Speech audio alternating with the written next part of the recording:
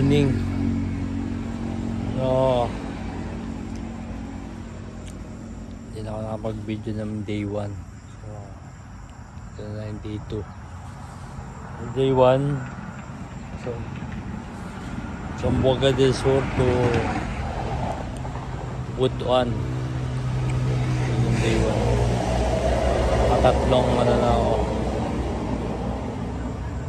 Nakatatlong full tank.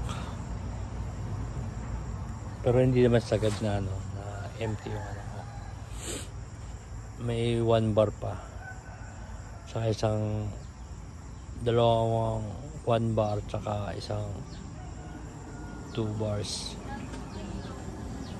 So ito na yung day 2. So ano ba yung tour natin? Yung tour natin ay Mindanao to Luzon.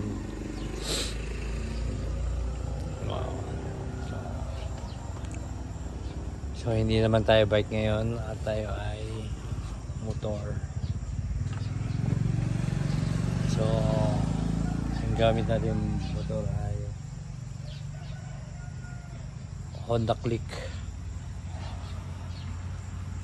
125. Makarating kaya sa Luzon. So Ka 5,000 para yung odometer niya. So, yun lang.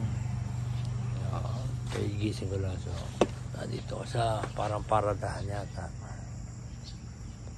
Dito ko natulog. Parang yan, lamok eh.